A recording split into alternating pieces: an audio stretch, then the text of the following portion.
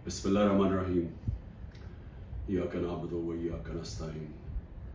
मेरे पाकिस्तानियों, जिधर भी आप हैं, आज मैं आप सबको ईद मुबारक कहता हूँ। और मैं अफसोस से कहता हूँ कि मेरे लिए ये सबसे तकलीफ दह ईद है। वो तकलीफ दह क्यों है कि 10,000 के इर्द गिर्द, हमें एग्जैक्ट नंबर नहीं पता क्योंकि हमें बताते नहीं है और हर रोज नए लोगों को पकड़ लेते हैं, लेकिन 10,000 के इर्द गिर्द हमारे कारकुन आज जेलों में और जेलों में बुरे हालात में रखे गए हैं। ऐसे रखा हुआ है जैसे कि कोई गद्दार हैं, कोई दहशतगर्द हैं। उनको पूरी तरह कोशिश की जा रही है कि उनको इतना उनके ऊपर जुल्म करें या उनको ऐसी बुरी हालात में रखें कि वो मायूस होकर पार्टी छोड़ दें। उनके जो घर वाले हैं, बीवी बच्चे हैं, माँ बाप हैं, वो आज ईद पे क्या कर रहे होंगे, क्या उनके ऊपर गुजर रही होगी, क्योंकि पता ही नहीं है कि कब बाहर आना है। एक बेल से होती है, बाहर निकलते हैं, पुलिस पकड़ के फिर से ले जाती है उनको जेल में, कोई और उनके ऊपर केस बना देती है। कानून के नाम की चीज है कोई नहीं। अब मुकम्मल तौर पे जंगल का कानून है। जो ताकतवर है वो जो मर्जी चाहे वो करे, वो चाहे सुप्रीम कोर्ट के फैसले सुने या ना सुने, अदालतों के जज की बात माने या ना माने, कोई फर्क नहीं उनको पड़ता, क्योंकि इस वक्त जिसके पास ताकत है वो जो मर्जी चाहे कर सकता है। तो इसलिए उनके घरों में क्या गुजरी होगी, ये मेरे जो 10,000 के इर्द गिर्द जो कारकुन इस वक्त जेल में है, मैं इसलिए ये ईद तकलीफ में गुजार रहा हूँ। उसके अलावा हमारे पॉलिटिकल लीडर्स हैं, मैं आज उनको ईद मुबारक भी कहता हूँ, सलाम भी करता हूँ, क्योंकि उनको सिर्फ इसलिए जेलों में रखा हुआ है और उनके ऊपर हर किस्म का प्रेशर डाल रहे हैं कि बस वो एक जुमला कह दें कि जी मैं तहरीक इंसाफ छोड़ रहा हूं, फिर सब कुछ माफ हो जाता है। जिस तरह पूछा गया एक सवाल प्रेस कॉन्फ्रेंस के दौरान ISPR की कि जी बताएं कि ये इतने बड़े इल्जाम लगाए हुए बगावत के और दहशतगर्दी के, लेकिन जब वो पार्टी छोड़ते तो सब माफ हो जाता है। तो वही उनके ऊपर प्रेशर डाला हुआ है। तो मैं आज इनको सलाम भी करता हूं।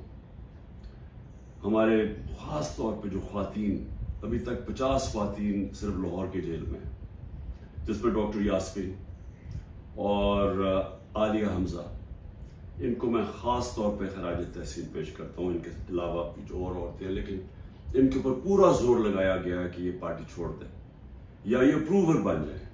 अप्रूवर बनने का मतलब कि जी इमरान खान ने हमें कहा था कि वहां जाके जलाओ घराव करो, तो इसलिए अगर वो ये कह दें तो इनको फिर जेल से निकाल दिया जाएगा।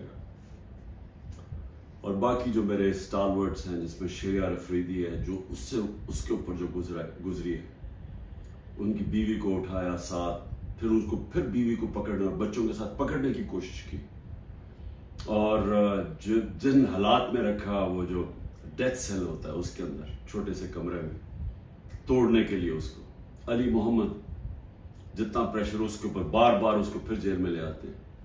और यहाँ मियाँ महमूद रशीद, एजाज चौधरी, उमर चीमा की बीवी को पकड़ के जेल में डाल दिया। उसका क्या कसूर होगा, सिर्फ तोड़ने के लिए कि किसी तरह ये कहें कि हम तहरीक इंसाफ छोड़ रहे हैं। और मैं जिस तरह अपने और स्टालवर्ड्स हैं, मैं इनको आज खास तौर पे आज सलाम करता हूँ, ईद मुबारक भी कहता हूँ। इसके अलावा मैं आज याद करना चाहता हूँ 16 लोग हमारे शहीद हुए, गोलियां मारी गई उनको 9 मई के बाद। कोई उनकी बात ही नहीं कर रहा कि 16 लोग जो कंफर्म्ड हमारे पास हैं जिनकी शहादतें हुई, उसके अलावा 9 और हैं, लेकिन हम इसलिए कंफर्म नहीं कर सकते कि उनके जो घर वाले हैं वो छुपे हुए हैं। ये जो दहशत और ये जो खौफ की फिजा बनाई हुई है वो छुपे हुए हैं और वो कंफर्म नहीं करते, बोलते भी नहीं है। 16 का तो कंफर्म है, 25 को गोलियां लगी जिससे शहीद हुए। उसके अलावा दो नौजवानों की टांगे कट गई और एक के पीठ में गोली लगी, जिसकी वजह से वो पैरालाइज हो गया, बेड रिडन है मुकम्मल तौर पर। कोई इन्वेस्टिगेशन नहीं हुई, कोई नाम नहीं लेता। बिल्डिंग जली, मैं खुद कहता हूं कि उनके जिन्होंने बिल्डिंग जलाई उनके खिलाफ एक्शन लेना चाहिए, उन्होंने जुर्म किया। लेकिन कोई बात करेगा कि कौन से मुल्क के अंदर आप 25 लोगों को गोलियां मार दें, 50 और को गोलियां लगी, 50 को और गोलियां लगी, लेकिन आप 25 लोगों को कत्ल कर दें और एक के पास फायर आर्म ना हो। चलिए या तो होना कि किसी पुलिस वालों को गोलियां लगी, किसी को गोली नहीं लगी, क्योंकि जब बगावत होती है तो वो हाथों से नहीं बगावत होती। बगावत जब होती है तो वो हथियार होते हैं आपके पास। ये कैसी बगावत है कि किसी के पास हथियार ही नहीं थे? कभी कोई फौज के खिलाफ बगावत कर सकता है हाथों के साथ? उनके पास बंदूकें हैं। हमारी माशाल्लाह दुनिया की तकड़ी तरीन फौज है। तो उस क्या हमने बगावत करनी थी? ये इन लोगों को नहाते लोगों ने जाके फौज पे चढ़ाई कर देनी थी, पुरअमन एहतजाज करना जो हमारा हक है। आइन कोई पाकिस्तान का ऐसा इलाका नहीं जिधर हमें इजाजत नहीं है पुरअमन एहतजाज करने की। बरतानिया के अंदर जो सबसे उनकी मुकद्दस जगह है वो उनका प्राइम मिनिस्टर का हाउस है, 10 डाउनिंग स्ट्रीट। हर दूसरे दिन वहां एहतजाज हो रहा होता है पुरअमन। ये तो जमहूरियत के अंदर होता है। तो यहां तो ऐसे बना दिया कि पुरअमन एहतजाज भी जो भी वो मिल गया कि कंटोनमेंट के अंदर वो सारे दहशतगर्द हैं, बगावत कर रहे थे। लेकिन किसी ने अभी तक नहीं, 40 दिन हो गए हैं, ये नहीं पूछा कि ये भी पाकिस्तानी थे। ये जो 25 लोग हैं जिनकी 16 की कंफर्म्ड शहादतें हैं, कोई पूछा नहीं। जो बेचारे 2 लोगों की जिंदगियां जाया हो गई, उनकी टांगें चली गई, एक जो पैरालाइज हो गया, बिस्तर में हो गया, किसी ने नहीं पूछा कि इनका कसूर क्या था। अगर ये पुरअमन एहतजाज कर रहे थे तो कैसे गोलियां मारी इनको? क्या किसी के पास कोई हथियार थे? किसी के पास हथियार नहीं थे। और ये अलमिया है हमारा कि ताकतवर जो फैसला करता है वही होता है। ताकतवर ने फैसला किया कि जनाब ये बगावत इन्होंने किया है, इनको मारो। किसी ने नहीं पूछा कि एक मुहज़्ज़म माशरे में क्या दूसरे को भी वक्त मिलता है अपनी सफाई पेश करने का?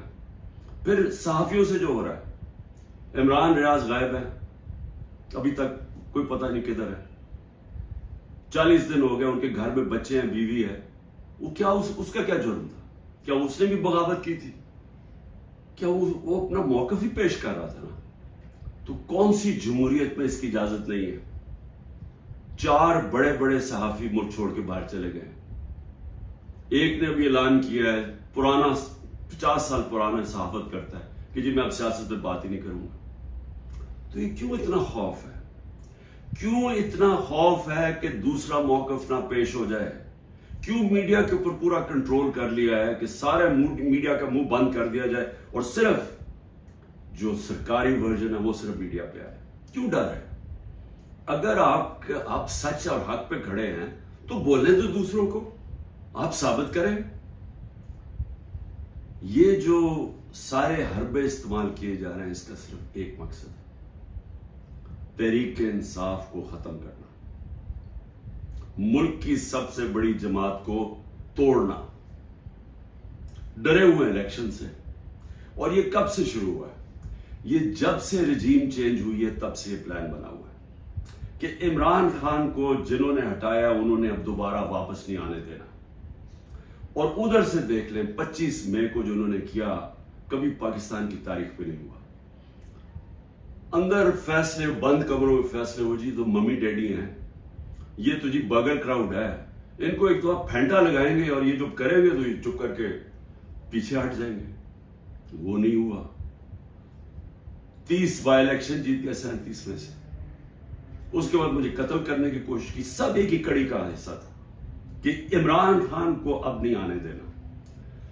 कत्ल करने की कोशिश की, अल्लाह ने बचा लिया। उसके बाद जैसे ही मैं बाहर निकला, अभी ठीक ही हुआ था, 3 महीने तो मुझे ठीक होने में लगे। उसके बाद जब मैं ठीक हो रहा था हुआ घर पे हमला कर दिया। 24 घंटे घर पे अटैक किया रेंजर्स और पुलिस ने। उसके बाद मुझे 18 मार्च को कत्ल करने की कोशिश की जुडिशियल कॉम्प्लेक्स, जिधर मैं अपनी जमानत करवाने जा रहा था। क्यों? सिर्फ ये कि इमरान खान ने अब इलेक्शन नहीं लड़ना, इसने इसको नहीं आने देना हमने पावर में। फिर ये जो हुआ है 9 मई को, अब ये 9 मई की मैं फिर से कहता रहता हूं, इन्वेस्टिगेशन तो हो। मैं ये कहता हूं कि चले मिलिट्री कोर्ट्स कर दे, चले इमरान खान को आप ये इन अदालतों में नहीं, मिलिट्री कोर्ट्स पे ले, लेकिन उस मिलिट्री कोर्ट के अंदर मुझे मौका मिले, टेलीवाइज हो, सबको पता चले, मुझे अपना मौकफ पेश करने का वक्त दिया जाए। आप अपना मौकफ दे, मैं अपना मौकफ देता। क्योंकि क्या हम सच और हक चाहते हैं कि पाकिस्तान में ऐसी चीजें आगे से ना हो, या सिर्फ और सिर्फ मकसद ये है कि किसी ना किसी तरह तहरीक इंसाफ को खत्म करें। इस ईद के ऊपर जितनी मैंने पाकिस्तान में मायूसी देखी है, मैंने अपनी जिंदगी में नहीं देखी। और इसकी वजह क्या है? एक तो माशी हालात है। 14 महीने के अंदर 6% जब मुल्क बढ़ रहा था, उसकी दौलत में इजाफा हो रहा था, वो आके 0 पे आ गया। इंडस्ट्री बंद हो गया, बेरोजगारी है, 38% महंगाई है, जो पाकिस्तान की तारीख में सबसे ज्यादा है। जब दुनिया के अंदर कीमतें 35% नीचे चले गए हैं, जिसकी वजह से हुई थी, जो तेल की कीमतें, कमोडिटी, घी, ये सब 35% नीचे चला गया। और हमारे मुल्क में तारीखी इन्फ्लेशन हम जब छोड़ के गए थे 12% थी। तो मायूसी है, तो माशी हालात ऐसे। लेकिन असल मायूसी की वजह क्या है कि दुबई में जो इस मुल्क के नामवर बड़े बड़े डाकू हैं, वो सारे मिलकर दुबई बैठे हुए हैं और फैसला कर रहे हैं पाकिस्तान के मुस्तकबिल का। ये है मायूसी। ये वो लोग हैं जिन्होंने 25 साल एक दूसरे की करप्शन कौम को बताई। ये 90 की दिहाई में 2 दफा करप्शन में गवर्नमेंट्स गई और एस्टेब्लिशमेंट ने इनको गिरवाया, क्योंकि इनकी ये करप्शन कर रहे थे। इनकी करप्शन के चर्चे पहली दफा है, सारे माल पता चला। फिर ये हुदैबा पेपर मिल के अंदर आया कि शरीफ खानदान कैसा पैसे मुल्क से बाहर निकाल रहे थे। दोनों मुल्क से पैसा चोरी करके बाहर लगा रहे थे, ये इल्जाम थे इन पे। उनको हटाया, जनरल मुशर्रफ आए, उन्होंने इनकी करप्शन बताई दुनिया को कि इन्होंने कैसे मुल्क को लूटा, और फिर एनआरओ दे दिया। 10 साल फिर लूटा इन्होंने। अब वो लोग आज बैठ के, जो मुझे लोगों ने वोट दी थी, इनसे तंग आके वो आज मुल्क के मुस्तकबिल का फैसला कर रहे हैं। ये है मायूसी। यही मुल्क की एस्टेब्लिशमेंट ने इनकी चोरियां बताई हैं। इन्होंने हमें, हमारे जैसे लोगों को बताया कि कौन से, ये जब फलाने मुल्क में गए तो वहां कौन सा जरदारी ने कॉन्ट्रैक्ट किया है। ये वो लोग हैं जिन्होंने पाकिस्तानी फौज को बदनाम किया मेमोगेट में और डॉन लीक्स में। ये वो लोग हैं जिनकी अरबों डॉलर बाहर पड़े हुए हैं। ये वो लोग हैं जिनके बाहर के अखबारों के अंदर इनके चर्चे हैं करप्शन के, किताबों के अंदर इनका बताया हुआ कि ये कैसे दोनों चोरी करते थे। ये आज सारे मिलके बैठ के मुल्क की मुस्तकबिल का फैसला कर रहे हैं। ये है मायूसी आज पाकिस्तान में। इसलिए लोग छोड़ छोड़ के जा रहे हैं। 9 लाख आपके प्रोफेशनल जब मुल्क से निकल जाते हैं, ये डॉलर से भी ज्यादा नुकसान है। जो डॉलर मुल्क से बाहर जा रहा है वो ज्यादा नुकसान है। पूछे, जब आपके मुल्क के अंदर क्वालिटी के लोग नहीं रहते, किधर से आप मुल्क चलाएंगे? जो अगर शौकत खानम बना पाकिस्तान में, तो किधर से आए थे? सारे पाकिस्तानी बाहर क्वालिफाइड लोग जिन्होंने आके शौकत खानम में काम किया था। 10% छोड़ के चले गए। और जब उनको रिप्लेस कैसे करेंगे? अगर यही सऊदी अरेबिया में या दुबई में बनता है एक कैंसर हॉस्पिटल, तो वो बाहर से लोगों को, फॉरेनर्स को लेके आते हैं, क्योंकि उनके मुल्क में एक्सपर्टीज नहीं है। हम वो खुशकिस्मत मुल्क है, हमारे पास हर किस्म के प्रोफेशनल बाहर बैठे हुए हैं। तो उनको पाकिस्तान लाना आसान नहीं होता। वो तब आते हैं जब उनको मुल्क पे इत्मीनान होता है। तो जो आज हालात है, ये अगर 10% शौकत खानम के कंसल्टेंट छोड़ के जा रहे हैं, ये हर जगह प्रोफेशनल्स, जो 9 लाख लोग जा रहे हैं, ये अंदाजा नहीं कितना बड़ा नुकसान हुआ है पाकिस्तान को, और होता जा रहा है। उसके अलावा मायूसी ये है कि हिंदुस्तान का जो अमेरिका के साथ मुआहदा हुआ है, अगर ये जो हमारे यहाँ इस वक्त जहन बैठे हुए हैं, इनको अगर फुर्सत मिले कि तहरीक इंसाफ को कैसे खत्म करना, और सारी एजेंसीज लगी हुई हैं, मुल्क के सारे इदारे लगे हुए उसको खत्म करने के लिए, अगर आपको फुर्सत मिले तो आपके खतरे की घंटी बजनी चाहिए, क्योंकि बहुत बड़ा हिंदुस्तान के जहन में अब इम्बैलेंस हो गया है। वो हमारे से अपने आप को बहुत ज्यादा ताकतवर समझते हैं, और अगर हमारे रिजर्व 4 अरब डॉलर से भी कम है तो उनके कोई 500-600 अरब डॉलर्स के रिजर्व पड़े हुए हैं। उनके टेक्नोलॉजी के अंदर वो बड़ी तेजी से आगे जा रहे हैं, और उन्होंने जो कॉन्ट्रैक्ट कर लिए टेक्नोलॉजी में, न्यूक्लियर प्रोग्राम में, सोच लें कि आगे वो किधर जा रहा है और हम किधर फंसे हुए हैं। हम फंसे हुए हैं कि एक पार्टी को इंजीनियर करके तो एक पॉलिटिकल इंजीनियरिंग हो जाए, खिचड़ी पक जाए, इस पार्टी को इतनी वोट, इसको इतनी दे, इसको दे, ताकि वो सारे कंट्रोल हो जाए और ऊपर बादशाह सलामत इनको कंट्रोल कर सके। ये गेम चल रही है। मुल्क को कमजोर कर, इससे मुल्क और मजीद कमजोर होगा, और वो आगे बढ़ रहे हैं और ये समझ नहीं है कि जब एक इम्बैलेंस हो जाता है तो खतरा होता है मुल्क को। क्योंकि अगर रूस ने अटैक किया यूक्रेन को, तो वो समझे वो यूक्रेन से बहुत ज्यादा ताकतवर है। हमेशा याद रखें, कभी अटैक नहीं किया जाता उस मुल्क को जो वो समझे कि हमारे बराबर के हैं या हमारा मुकाबला कर सकते हैं।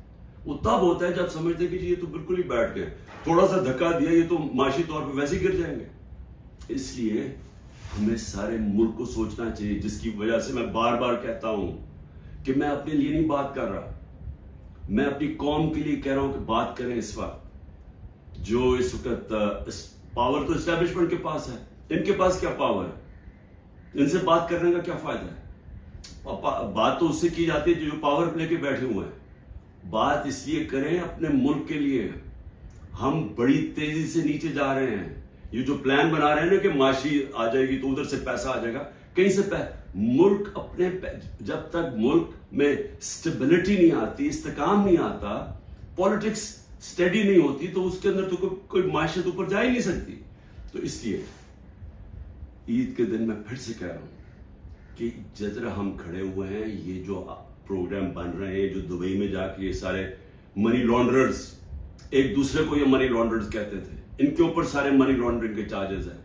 30 साल से मनी लॉन्ड्रिंग कर रहे हैं। हुदैबा पेपर मिल मनी लॉन्ड्रिंग पे एवन फील्ड्स के अपार्टमेंट्स इन्होंने खरीदे हैं। दूसरा जो जरदारी है, उसने जो वो खरीदा है सरे महल, और उसके अलावा जो उनकी बाहर प्रॉपर्टीज है, वो हमें पूरी ब्रीफिंग दी गई है इस चीज की। ये सारे पैसे यहां से चोरी होकर बाहर गए हैं। वो मुल्क क्या फैसले करेंगे, और उनके साथ एस्टैब्लिशमेंट खड़ी है। और फिर वो कहते हैं कि जी ये देखिए सोशल मीडिया में क्या, सोशल मीडिया अवाम की आवाज है, कोई किसी को जलील नहीं कर सकता। यह जिल्लत अल्लाह की तरफ से आती है, यह हमारा ईमान है। कितनी कोशिश की है इमरान खान को और पीटीआई को जलील करने की, जरा करें ना आज इलेक्शन। मैं चैलेंज करता हूं कि सारी इनको एम्पायर इनको दे दें, इलेक्शन करवा दें। क्यों डर रहे हैं इलेक्शन से? क्योंकि आप जो मर्जी कर लें, जब अवाम के दिलों में एक नजरिया आ जाता है, आइडिया आ जाता है, आप उसको शिकस्त नहीं दे सकते। अंग्रेजी का मुहावरा है, no force can defeat an idea whose time has come. जब एक नजरिया आ जाता है, उसको आप शिकस्त नहीं दे सकते। आप डंडे मार के, ये भेड़ बकरियां नहीं है कि डंडे मारेंगे, ये मारेंगे, जुल्म करेंगे तो जी एकदम ये चुप करके भेड़ों की तरह आराम से लाइन में लग जाएंगे। ये इंसान है, इंसान फैसला कर बैठे। जब भी इलेक्शन होगा, मेरा चैलेंज है, तहरीक इंसाफ जीतेगी। और मैं कौम को कहना चाहता हूं कि ये जो जुल्म हो रहा है इस वक्त, अपने ज़हन में एक चीज तैयार कर लें कि कभी आपने खौफ और जुल्म की गुलामी नहीं करनी। मेरी नजर में ये शिर्क है। मैं हर कुर्बानी के लिए तैयार हूं। मैं कभी तस्लीम नहीं करूंगा ये जो पूरी खिचड़ी पक रही है और हमें समझ रहे हैं कि ये खौफ दिला के, जेल में डाल के, या ये जो मेरे घर वालों के ऊपर, बीवी के ऊपर, बहनों के ऊपर, रिश्तेदारों के ऊपर जो कर रहे हैं, अगर इनका ख्याल है कि इसकी वजह से मैं पीछे हट जाऊंगा या हाथ खड़े कर दूंगा, इस गलत, क्योंकि मैं इसको शिर्क समझता हूं। ला इलाहा इल्लल्लाह का मतलब अल्लाह ने हमें इंसान की गुलामी से आजाद किया है। अल्लाह ने हमें अपने ज़मीर के मुताबिक कहा कि स्टैंड लो, तो मैं कभी ये तस्लीम नहीं करूंगा। और मैं कौम को भी कहता हूं, आपने कभी ये जो कोशिश हो रही है कि सारों को डरा धमका के सब डर जाएं और हम ये जो खिचड़ी वाला सेटअप लेके आ रहे हैं हमें कंट्रोल करने के लिए, मीडिया को सबको कंट्रोल करने के लिए, जो मुंह खोले उसको पकड़े जेल में डाल दो या वो वी को डाला पहुंच जाए घर में और इससे हम चुप करके बैठ जाएंगे। मैं अपनी कौम को कहना चाहता हूं, आपको भी, मैं भी तैयार हूं हर कुर्बानी के लिए, आपको भी तैयार होना चाहिए। अगर आप इस मुल्क के मुस्तकबिल को रोशन देखना चाहते हैं, गुलामों की कोई जिंदगी नहीं है। मेरी नजर में गुलामी से बेहतर मौत है। पाकिस्तान जिंदाबाद।